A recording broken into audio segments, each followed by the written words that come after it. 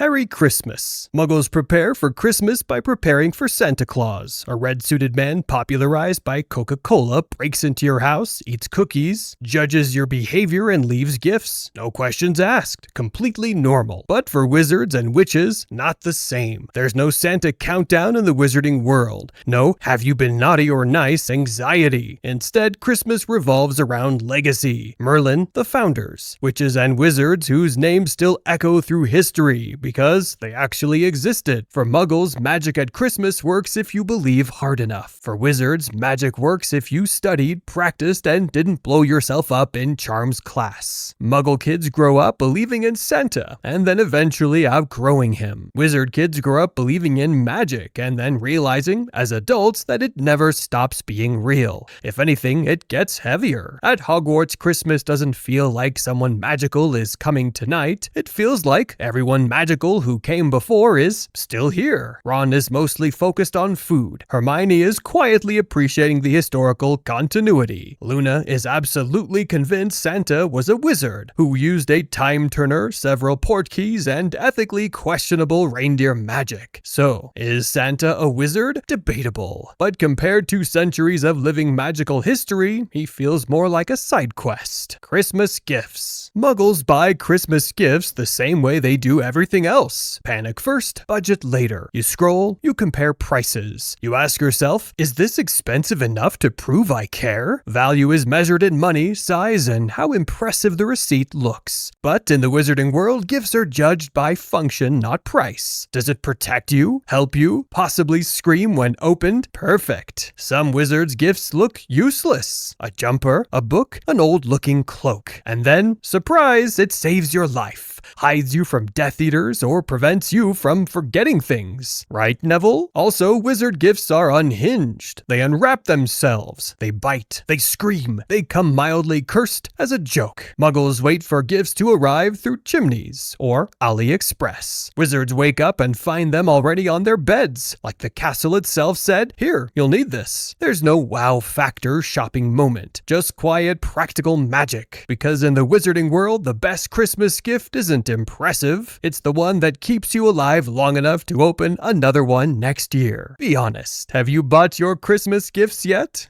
Christmas time is here. For Muggles, Christmas arrives violently. One day it's Halloween, the next, Mariah Carey has breached containment. Malls are war zones and everyone is emotionally negotiating with a calendar. Black Friday, Cyber Monday, panic buying as a personality trait. Christmas doesn't arrive, it ambushes. For wizards, the opposite. There's no sales countdown, no last chance banners, no calendar-induced hysteria. Christmas doesn't start on a date, it starts when the atmosphere shifts. The castle feels different. The air changes. The Great Hall gets quieter. No Mariah Carey. Although now that Netflix owns Harry Potter, maybe Mariah Carey is the next Voldemort. Who knows? Anyway, while Muggles hype Christmas with ads and urgency, wizards let it arrive naturally. Like snowfall outside the towers. No rushing, no failing, no pressure to keep up. That's why Wizard Christmas never feels late. It doesn't start when the calendar says so. It starts when Hogwarts decides it's time, and somehow that makes it feel bigger. Less noise, more meaning, and way fewer parking lot breakdowns. Christmas feasts. Muggle Christmas cooking starts with good intentions and ends with someone crying in the kitchen at 11:47 p.m. There are lists, recipes, timers, generational trauma. One wrong move and suddenly the turkey is dry, the potatoes are cold, and everyone is blaming you specifically. Wizards don't cook like that. In the wizarding world, food is magic first, stress second. You don't follow recipes, you cast spells. You don't hope it turns out okay, you make it turn out okay. Burnt food isn't tragic, it's reversible. And if something runs out, you multiply it. Yes, there are rules, wizards know them. Muggles would absolutely abuse this. At Hogwarts, Christmas dinner isn't about impressing anyone. It's about surviving the first 5 minutes before Ron starts piling food onto his plate, like it might disappear forever. Which, to be fair, it literally does if you don't eat it. Instead of family arguments in the kitchen, you get house elves silently judging everyone while producing perfection, which honestly feels more respectful. There's no diet guilt either. Food disappears if you don't eat it. No leftovers, no shame. Wizard Christmas meals aren't about control, they're about abundance. You eat until you're warm, then you stop. And for once, nobody's mad about it. Christmas home. For Muggles, Christmas often turns into a logistical mission. Group chats explode. Someone asks what time dinner really starts. Another person can only stay an hour, and then stays forever. You rehearse neutral answers in your head just in case certain topics come up. Career, relationships, or why you moved that one time. Wizards handle this differently. At Hogwarts, Christmas is about who you feel safe sitting next to, not who you share a last name with. Friends linger by the fire. Professors wander in and out like mildly eccentric relatives. Ghosts attend every year and act like it's completely normal. One portrait absolutely gives unsolicited advice and cannot be stopped. Instead of packing bags, many students simply stay. No one asks why. No one makes it weird. The castle just adjusts. Quieter halls, smaller tables, cozier corners. Dinner feels less like an obligation and more like a shared pause. You eat when you want. You talk when you feel like it. Silence isn't awkward, it's comfortable. And Luna settles in and spends 3 uninterrupted hours calmly explaining how mistletoe is actually sentient, chooses its victims intentionally, and has been influencing wizard romance since the 12th century. No one interrupts her because she might be right. And in the wizarding world, being alone at Christmas doesn't mean lonely. Sometimes it just means peaceful, which honestly feels like magic enough. Christmas magic. Muggle Christmas decorating is a project. You open boxes, untangle lights, argue about where things go, and eventually settle for good enough because it's freezing and someone's back has officially given up. Somewhere in the middle of all this, you're standing on a deeply questionable chair, stretching way too far to hang lights, fully trusting your balance and hoping Christmas isn't how you go. Decorations are visual, aesthetic. They exist to be seen, ideally by neighbors you've never spoken to. But at Hogwarts, things are different. Christmas doesn't get added to the space, it activates it. The castle shifts, ceilings rewrite the sky, corridors glow warmer, armor starts singing without consent. By the time anyone notices, Hagrid has already dragged in all 12 Christmas trees, and Flitwick is spamming Wingardium Leviosa to get every last decoration into place. McGonagall oversees everything with terrifying precision, and Filch hates every second of it. In the wizarding world, decorating isn't about creating a vibe, it's about casting one. And once the spell is set, you're not looking at Christmas anymore, you're inside it. Christmas rituals. Muggle Christmas entertainment is built on reputation. You rewatch the same movies every year, quote the same lines, cry at the same scenes, and pretend it's spontaneous, even though your body knows exactly when the emotional beat is coming. Nostalgia is something you consume. You press play, let it wash over you, and turn it off when it's done. In the wizarding world, they don't watch the Christmas movie, they are the Christmas movie. Moving staircases, living portraits, a castle that reacts to mood. Honestly, what better Christmas film is there than Philosopher's Stone? Snowy Hogwarts, cozy chaos, magical firsts.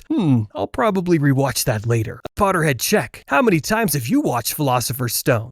Christmas music. For Muggles, Christmas music works like a wand. You don't choose it, the Christmas chooses you. One day you're fine. The next, Mariah Carey appears in a supermarket. Then it's Michael Bublé in the car. Wham in every store. Sinatra at family dinner because someone said, let's keep it classy. You didn't ask for this playlist, it simply happened. Resistance is pointless. Wizards do Christmas music differently. At Hogwarts, there's no looping album or algorithm. Music shows up when it wants to. Enchanted decorations hum softly. Armor sings carols loudly, off-key, and without permission. The sound reacts to the space instead of dominating it. It's not something blasting in your ears, it's something woven into the atmosphere. Muggle Christmas music fills silence, whether you want it or not. Wizard Christmas music knows when to speak and when to stay quiet. And honestly, that kind of music self-control might be the most magical thing of all. Christmas parties. For Muggles, parties change depending on your age. In your 20s, Christmas parties are unhinged optimism. Someone says, just one drink. Then suddenly it's 3 a.m. You're best friend with a stranger named Alex and your phone battery is at 2%. Plans are vague. Consequences feel fictional. You wake up thinking, worth it? And then immediately regret everything. In your 30s, the party starts at 7. Someone brings hummus. Another brings sparkling water just in case. Everyone discusses sleep quality, back pain, and escape timing. You leave early, get home by 9:30, and feel powerful. Either way, it's low risk. Worst case, a hangover, mild embarrassment, a story you'll laugh about later. Wizarding events do not work like this. At Hogwarts, gatherings are never just social. Harry and Ron actively dread the Yule Ball. Hermione shows up with Victor Crumb, Ron's literal idol, and Ron emotionally implodes in real time. No drinks involved, just pure psychic damage, witnessed by the entire school. Christmas feasts happen under threat. Slug Club parties are career ambushes. One conversation can change how people see you forever. You don't age out of wizarding chaos, you level into it. Muggles go to parties to relax. Wizards attend events that quietly rewrite their destiny. Same word, wildly different stakes. Honestly, I'll take the hummus and a clean exit. Christmas vibe. For Muggles, Christmas is marketed as peace. The news quiets down, group chats behave for 5 whole minutes. Everyone agrees to postpone arguments, crises, and emotional breakdowns until January. The world feels temporarily wrapped in tinsel. In the wizarding world, that feeling is a red flag, because holidays lower your guard. And in a world where darkness actively looks for weak moments, calm is basically an invitation. Dark magic doesn't respect festive timing. Noseless dark wizards do not wait for January. Wizarding history proves it. One Christmas ends with Arthur Weasley fighting for his life in St. Mungo's. Another nearly ends with Harry getting taken out by Nagini on Christmas Eve. Turns out hope, candles, and pudding are not protection spells. So, Christmas at Hogwarts happens under supervision. Wards reinforced, corridors patrolled, everyone smiling, eating dessert, and acting like nothing ever goes wrong at Christmas. And yet, they still celebrate. Not because they're naive, but because joy becomes resistance. They sit together, decorate anyway, choose warmth, knowing danger didn't take the holidays off. That's Wizard Christmas. So yeah, out of all these differences, this might be the one time Muggles win. No Dark Lords, just vibes and mild family drama. After Christmas. For Muggles, the day after Christmas is pure emotional whiplash. You wake up in a house that looks like a wrapping paper crime scene. Half the decorations are still up, because no one wants to be the first to suggest taking them down. Someone opens the fridge, sees 5 types of leftovers, closes it and sighs. And within 10 minutes, Christmas is officially over, and people are already saying things like, okay, so starting January 1st, I'm going to be healthier. Sure you are. At Hogwarts, after Christmas hits a little harder. In first year, the moment the decorations fade, students casually head underground to deal with a 3-headed dog, cursed plants, flying keys, wizard chess, and a possessed teacher sharing a body with Voldemort. You know, normal back-to-school stuff. A few years later, Christmas ends, and it's straight back to order business. Arthur Weasley barely survives an attack, and suddenly the holidays are over, and everyone's preparing to face Death Eaters again. No ease into the week, just trauma and robes. Muggles fight unread emails. Wizards fight Dark Lords. Muggles complain about Mondays. Wizards go back to defending the world with spells they learned in year 1. And speaking of Muggles and wizards, your next lesson at Stickman Hogwarts? All 12 Muggle events that affected the wizarding world explained. Watch it now before Mariah Carey starts singing All I Want Is Avada Kedavra. And if you're still here, we truly wish you a Harry Christmas. Enjoy the time with your loved ones. And seriously, why are you still here? Click the next video. Harry Christmas.